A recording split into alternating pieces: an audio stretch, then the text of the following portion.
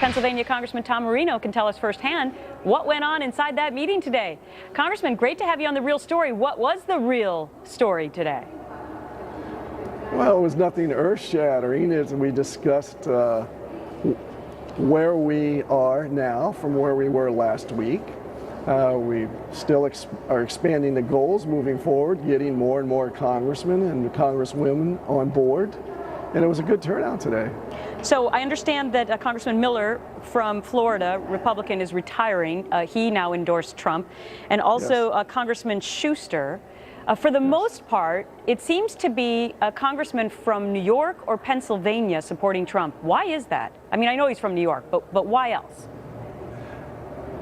Well, Donald has always paid attention to New York, obviously, and Pennsylvania. His children went to school there, he went to school there, so there's a close relationship there.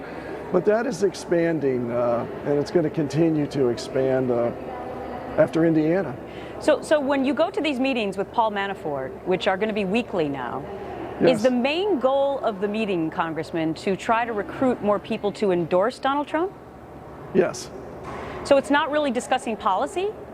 Oh no, we discuss policy. There's no question about that. I mean, even though we're in Congress, we can multitask, so we do that. Okay, trying to improve your approval numbers, right? A lot of people Yes. upset with members of Congress in general. So let me ask you this, because of that, and because members of Congress may be thinking about how the voters feel at home, Yeah. why are more not endorsing Donald Trump? I think simply because they are waiting. You know, there's still an election in November. There's always a chance in someone's mind that, you know, I may anger some of my constituents, but my position is very different than that. My father always taught me, if you feel it in the gut and in the heart and in the brain, you go ahead and do it. And I was the first congressman to come out and endorse Donald that hadn't endorsed anyone else, and I did it before the first real Super Tuesday because I knew it was the right thing to do. Interesting. I like that advice from your dad. So do you think that if Trump were to come close to the 1237 number or actually reach it, that we would see a lot more members of Congress endorsing, or do you think that they'll just split and never endorse him? No, you will see the pile-on method very shortly because I am confident. I'm not shooting from the hip.